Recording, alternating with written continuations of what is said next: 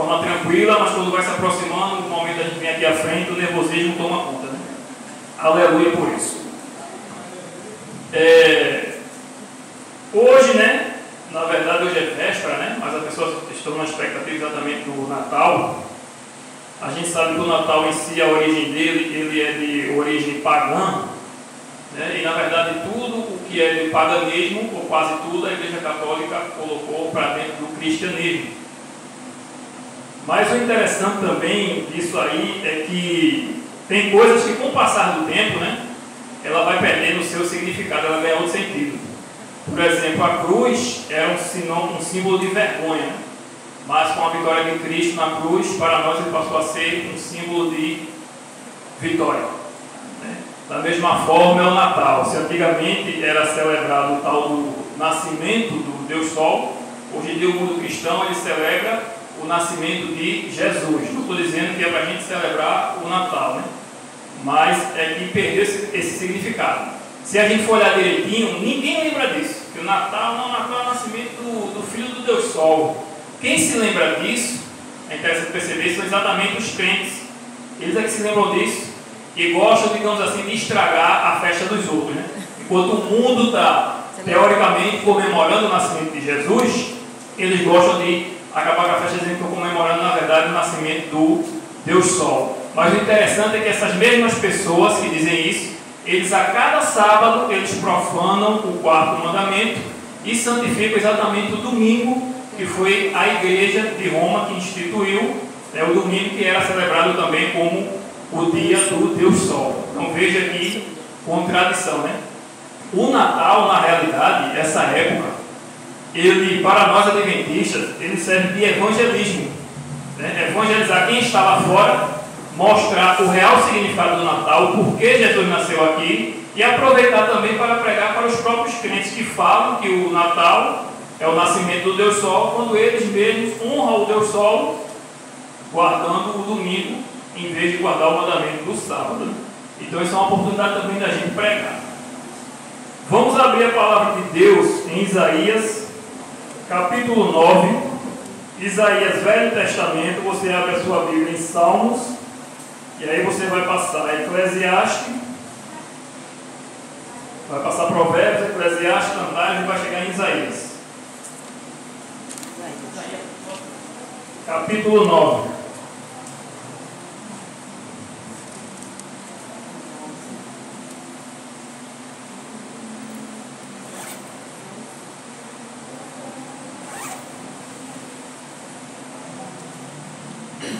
Todos acharam, oremos. Bondoso Deus, mais uma vez estamos aqui, Senhor, rogando a Tua presença, nesta feita por meio do estudo da Tua palavra, Senhor. E tudo que seja falado aqui seja para a Tua honra e Tua glória, e só o Teu nome, Senhor, e a Tua palavra sejam aqui exaltados, Senhor. Concede-nos o Teu Espírito, perdão dos nossos pecados, em nome do Senhor Jesus. Amém. Há 2000 anos atrás, né, Jesus nasceu, né? Veio a este mundo, encarnou de uma forma humana. Só que o que talvez muitas pessoas não saibam, e eu também não sabia, antes do nascimento de Jesus aqui nesta terra, ele já existia. Ele já existia como o Deus, o Filho unigênito de Deus. E lá em Isaías 9, né, várias profecias da Bíblia anunciam a vida de Cristo. Mas eu separei apenas uma, para não tomar muito tempo, né? De Isaías 9, que diz assim no verso 6: Porque um menino nos nasceu, um filho se nos deu, o governo está sobre os seus ombros, e o seu nome será Maravilhoso Conselheiro, Deus Forte, Pai da Eternidade, Príncipe da Paz. Então esse verso já mostra, inclusive, que ele é o quê? Eterno. Ele não poderia ser Pai da Eternidade se ele não existisse. É isso que o mundo não sabe. E na Bíblia, inclusive, né, ele também é chamado de Emanuel, que é Deus conosco. Ele se encarnou e andou no meio de nós. Inclusive, no verso 2 de Isaías fala também sobre isso. O povo que andava em trevas viu grande luz, e aos que viviam na região da sombra da morte, resplandeceu-lhes a luz. Eu gosto de ler dizendo: resplandeceu-lhes Jesus. Lá em João, abrindo a Bíblia lá em João, também falando da eternidade de Cristo, de antes dele vir aqui, né? Lá em Gênesis 1, quando a gente lê lá, o primeiro verso é dito: no princípio criou Deus os céus e a terra. E aquela palavra ali, para Deus, é Elohim, que é um Deus plural. Ou seja, ali temos a presença da divindade, Deus Pai, Deus Filho e Deus Espírito Santo, que é melhor explicado aqui em João. João, vamos ler o verso 1 ao verso 3. Diz assim: no princípio era o Verbo, e na sua Bíblia deve estar escrito com V maiúsculo, e o Verbo estava com Deus, e o Verbo era Deus. Ele estava no princípio com Deus. Todas as coisas foram feitas por intermédio dele, e sem ele nada do que foi feito se fez. E esse verbo a Bíblia vai relatar mais à frente aqui, a gente vai ver que esse verbo era Jesus. E por que verbo? Porque sem um verbo nada podemos fazer. Sem um verbo nós não dormimos, nós não trabalhamos, nós não andamos, né? O verbo é ação. Sem um verbo nós nem existiríamos. E a Bíblia diz aqui que tudo foi feito por intermédio dele. Lá em Apocalipse 19 vai dizer mais uma vez que Jesus ele é o verbo de Deus, porque ele foi a ação ali no ato da criação. No verso 10 diz o seguinte: o verbo estava no mundo, o mundo foi feito por intermédio dele, mas o mundo não o conheceu. Veio para o que era seu, e os seus não receberam. Jesus veio para o povo judeu, e o povo judeu não o recebeu. E aí o verso 12: mas a todos quanto o receberam, deu-lhes o poder de serem feitos filhos de Deus, a saber, os que creem no seu nome. Como assim filhos de Deus? E todos não são filhos de Deus? Conforme a Bíblia, todos são filhos de Deus por meio da criação. Mas nós nos tornamos filhos de Deus, com a natureza divina, membros da família celestial, a partir do momento que nós o aceitamos como Senhor e Salvador e passamos pelo batismo nas águas. É isso que a Bíblia ensina. Verso 13: os quais não nasceram do sangue, olha aí a explicação, nem da vontade da carne, nem da vontade do homem, mas de Deus. E o próprio Jesus vai dizer isso lá em Nicodemos, no capítulo 3, certo? No verso 14 é dito: o Verbo se fez carne e habitou entre nós, cheio de graça e de verdade, e vimos a sua glória, a glória como a do unigênito, a glória como do unigênito do Pai. E a Bíblia ainda afirma aqui, no verso 18: ninguém jamais viu a Deus. O Deus unigênito que está no seio do Pai é quem o revelou. Né? Deus, Pai, ele é revelado por meio de Jesus. É o mesmo caráter, é o mesmo intuito, são as mesmas obras. Por isso ele disse a Felipe: eu e o Pai somos um. Quem vê a mim, vê ao Pai. Tudo que você quiser conhecer sobre Deus está revelado na pessoa de Jesus Cristo. Isso a Bíblia diz lá que Deus é amor.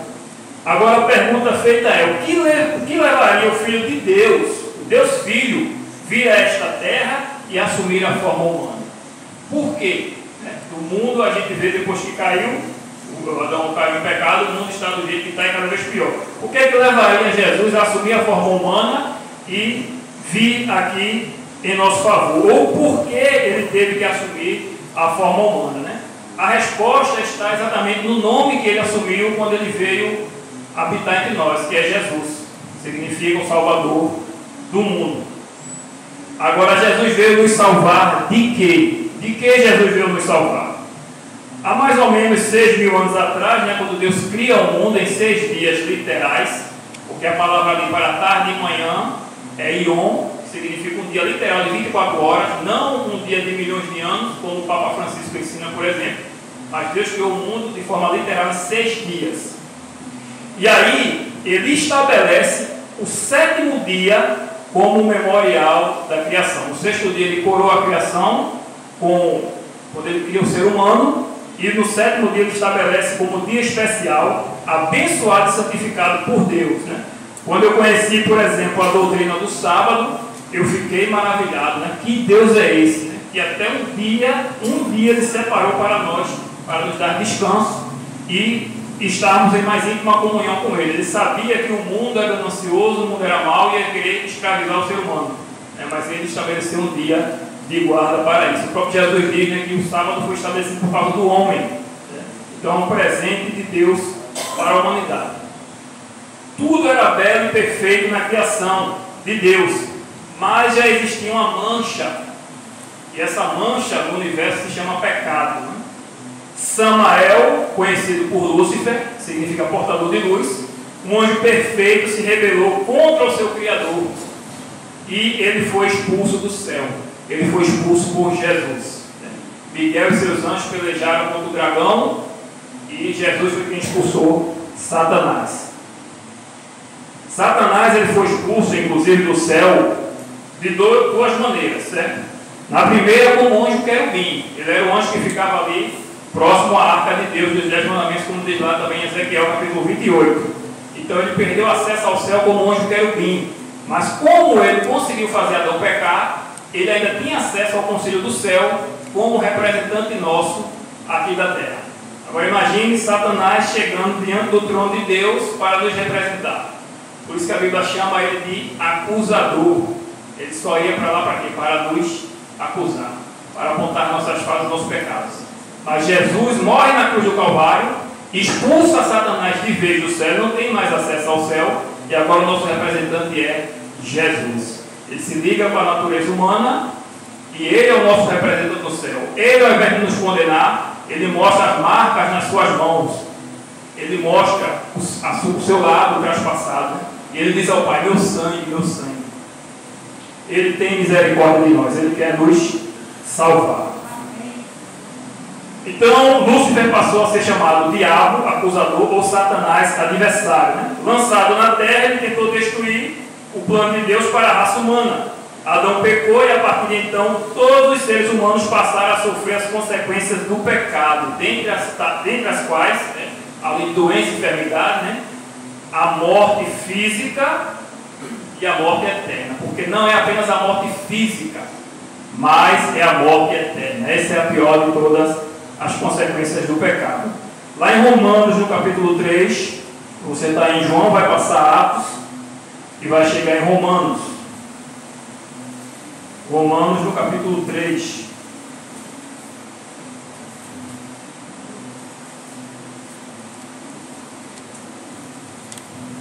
Romanos, capítulo 3, no verso 23, ele diz o seguinte: pois todos pecaram e carecem da glória de Deus.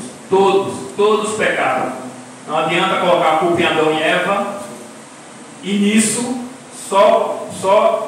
com isso, só existe uma chance para a raça humana, que é exatamente Jesus.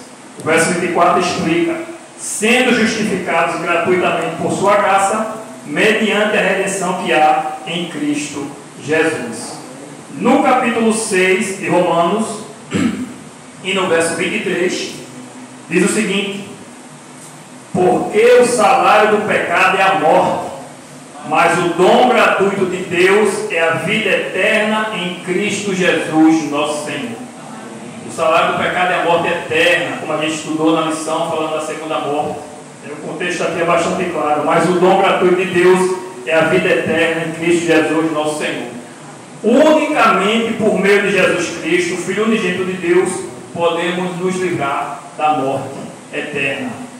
Jesus é o nosso único Salvador, o único mediador. Hoje, antigamente, no sistema antigo, do santuário terrestre, a gente leva o povo de Israel, todo aquele que aceitasse a Deus como o único Deus vivo, ele tinha que levar o seu sacrifício ao sacerdote, e ele ali fazia a mediação, espargia o sangue no altar, levava a oração de incenso. Mas hoje nós temos acesso direto ao Pai, porque o que o sacerdote fazia nada mais era do que o simbolismo do que Cristo iria fazer por nós e está fazendo hoje no santuário celestial. A Bíblia diz que Cristo vive para interceder por nós. Então só há salvação, só a Ele devemos dirigir nossas orações, só a Ele devemos louvar, porque Ele é o nosso Salvador, o nosso mediador, o nosso intercessor. Não existe fazer oração para confiar na oração de pastor, de padre. Devemos, obviamente, pedir orações, a Bíblia ensina isso, mas nós devemos ter a nossa comunhão, porque nós temos acesso direto ao Pai. Né? Cada um vai dar conta no dia do juízo, né? Por sua própria vida, pela sua fé, pela sua vida que levou. Então, respondendo às questões anteriores, o que levou Jesus a vir a esta terra e se entregar por nós, e do que Jesus veio nos salvar. Né? Ele veio se entregar, o que levou ele a se entregar foi exatamente o amor. Esse amor que é incompreendido e que nós não podemos realmente imaginar. Né? E por nos amar, ele veio para nos salvar de uma vida sem propósito, uma vida fundada no engano e no pecado, e consequentemente ele veio nos salvar da condenação eterna. Cristo nos ama e veio para nos salvar. E diante disso, qual é a nossa decisão? Aceitar esse Salvador, viver a vida santa que ele viveu. Na cruz do Calvário ele fez uma prova, ele deu a vida dele por nós, e agora ele quer que nós demos as nossas vidas por ele. Né? Não sabemos o que o futuro nos reserva, mas a vida que a gente tem que levar é uma vida condizente com a palavra de Deus, com a sua graça. Lá em João, no capítulo 9, voltando lá para João, capítulo 10, aliás.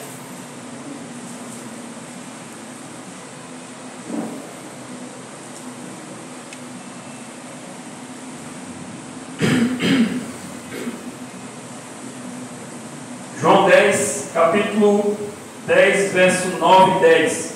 Eu sou a porta, se alguém entrar por mim será salvo, entrará e achará pastagem. O ladrão vem somente para roubar, matar e destruir. Eu vim para que tenham vida e a tenham em abundância. As pessoas tentam preencher o vazio com coisas superficiais, mas o cristão tem a Cristo, a água da vida. Ele está satisfeito. Ele não precisa de exibição, de mostrar para os outros. Ontem, no sermão, o pregador disse o seguinte, né? Falando de perdão, o rapaz chegou a ele, o colega de trabalho, o ofendeu. Na hora ele tentou revidar, e uma pessoa segurou ele e disse: Fernandinho, deixa. E ele passou ali o dia em oração, sem saber o porquê foi ofendido daquela forma, e no final do dia ele foi ter com o rapaz. E ele foi pedir perdão ao rapaz. E o rapaz se assustou e disse: por que você veio me pedir perdão se você não me fez nada? Então por que você me ofendeu daquela forma? E ele disse: eu não precisei que ele viesse me pedir perdão em público, mesmo ele me ofendendo em público.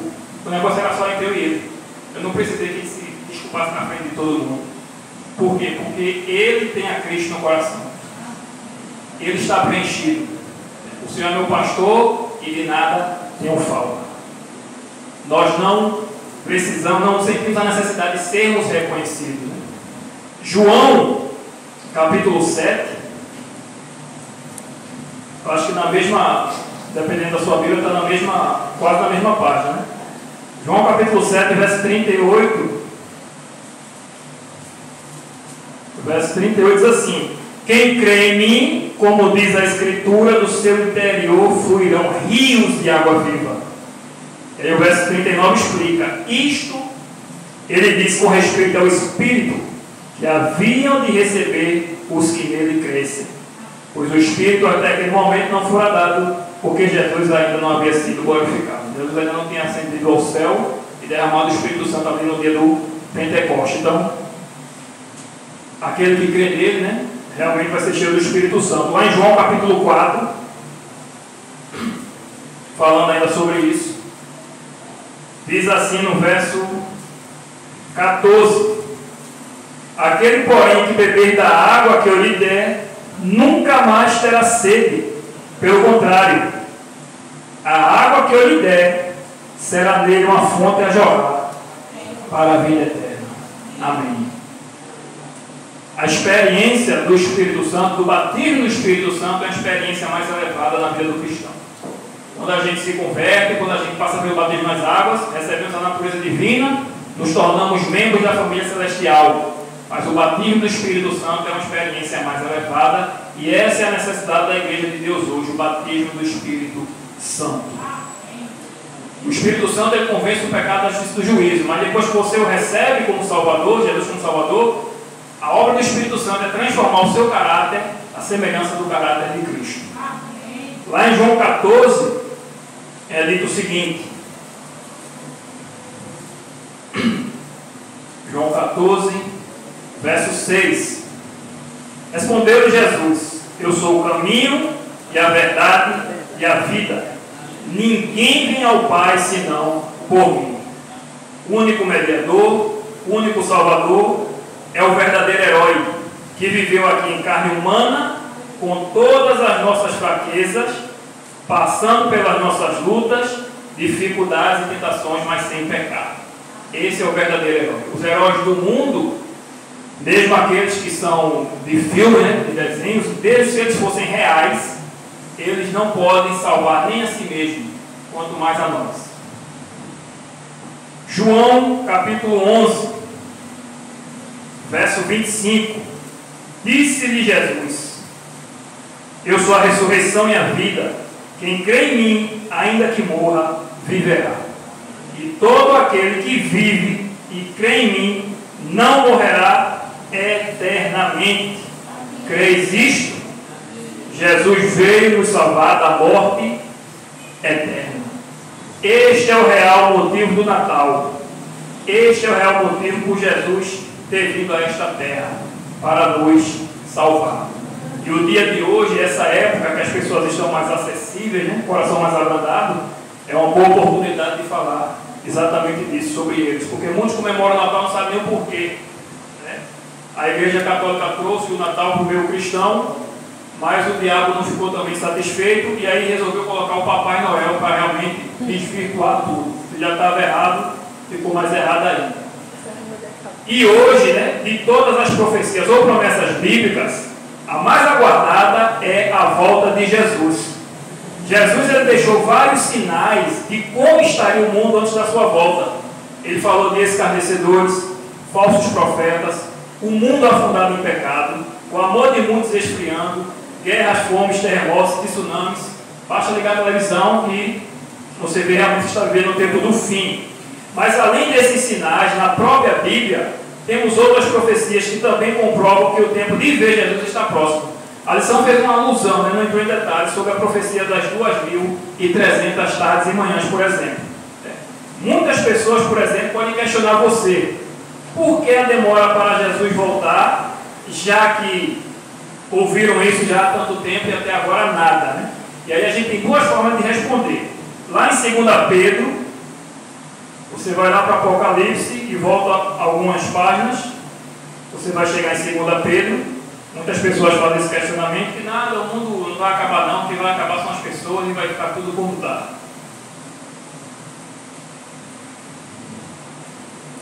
Mas não é isso que a Bíblia diz, né?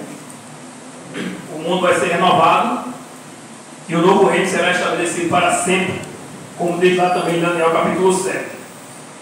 Segunda carta de Pedro, no capítulo 3, ele falando exatamente sobre isso, da volta de Jesus, dos escarnecedores, etc. Ele diz o seguinte no verso 8: há todavia uma coisa, amados, que não deveis esquecer, que para o Senhor um dia é como 1000 anos, e 1000 anos como um dia. Deus ele está acima do tempo. Deus ele não depende do tempo. Nós é que somos limitados, Deus não. Verso 9: não retarda o Senhor a sua promessa, como alguns a julgam demorada. Pelo contrário, ele é longânimo para convosco, não querendo que nenhum pereça, senão que todos cheguem ao arrependimento. E aí quando a pessoa pergunta a você por que Jesus não voltou ainda, você diz: por causa de você. Ele o ama e ele quer lhe salvar. E isso quebra tudo e qualquer preconceito. E abre as portas para você pregar o Evangelho para essa pessoa. E na segunda forma você pode falar exatamente disso, da profecia das 2.300 tardes e manhãs, que é uma profecia que tem data na Bíblia, tem início e tem fim. É a profecia que realmente comprova que o tempo de ver Jesus está próximo. Por isso a gente deve estudar a palavra de Deus, estudar as profecias, ter a nossa assinatura da lição sabatina, porque não sabemos o que o futuro nos reserva. Muita gente acha que a missão de pregar o Evangelho, de conhecer a Bíblia, é só do pastor, Mas Ellen White fala que muitos serão levados, na verdade, a tribunais, e ali vão ter que dar testemunho da sua fé. E aí como é que vai ser se você não estuda a Bíblia? Como é que você vai argumentar? Como é que o Espírito Santo vai lembrar aquilo que você não estudou? Né? Fica difícil. Uma coisa falta, certo? Nisso ainda, né? Uma coisa falta para Jesus voltar. Está relacionado à mesma promessa que Jesus fez aos discípulos lá no livro de Atos. Vamos lá para o livro de Atos. Fica depois de João, do Evangelho de João. Atos no capítulo 1. Ali Jesus ele faz uma promessa, dá uma ordem também, faz uma promessa. E falta uma coisa para Jesus voltar. Muitos podem dizer o decreto dominical. Mas para Jesus voltar está faltando uma coisa. Que é exatamente o Evangelho ser pregado em todo o mundo. E então verá o fim. Jesus não depende do decreto dominical para voltar. O decreto dominical vai sair a partir do momento que ele der a permissão. Os anjos estão segurando os ventos. E por que ainda não saiu? Porque ainda falta uma coisa. Atos capítulo 1, verso 4 e verso 5. Falando de Jesus, e comendo com eles, determinou-lhes que não se ausentassem de Jerusalém, mas que esperassem a promessa do Pai, a qual disse ele, de mim ouviste. Eles não podiam sair para pregar sem receber o Espírito Santo. E assim é conosco hoje. Verso 5. Porque João, na verdade, batizou com água, mas vós sereis batizados com o Espírito Santo, não muito depois destes dias. Verso 8. Mas recebereis poder ao descer sobre vós o Espírito Santo, e sereis minhas testemunhas, tanto em Jerusalém, como em toda a Judéia, a Samária e até aos confins da terra. E o que os discípulos fizeram? Verso 12. Então voltaram para Jerusalém, do monte chamado Olival, que dista daquela cidade, como a jornada de um sábado. Quando ali entraram, subiram para o cenáculo, onde se reuniram Pedro, João, Tiago, André, Filipe, Tomé, Bartolomeu, Mateus, Tiago, filho de Alfeu, Simão Zelote e Judas, filho de Tiago. Todos estes perseveraram unânimes em oração com as mulheres, com Maria, mãe de Jesus, e com os irmãos dele. Então, quando o povo de Deus se unir, deixar as bobagens de lado, deixar de perder tempo com as coisas fúteis da vida e do mundo, o povo de Deus se unir com um propósito de buscar o Espírito Santo, de buscar a chuva cerulha e clamar pela volta de Jesus, porque esse mundo realmente não tem mais o que dar. Então aí o Espírito Santo será derramado e Jesus ele vai dar permissão para o decreto dominical. Então o significado do Natal é exatamente esse. Jesus veio nos salvar da condenação eterna. Foi por isso que ele veio. E essa é a mensagem que a gente tem que anunciar nessa época de Natal. O porquê de Jesus ter nascido neste mundo. Que Deus seja louvado. Vamos ouvir mais um hino, né? Não sei se vai dar para colocar o hino maravilhoso. Se não der, coloca o hino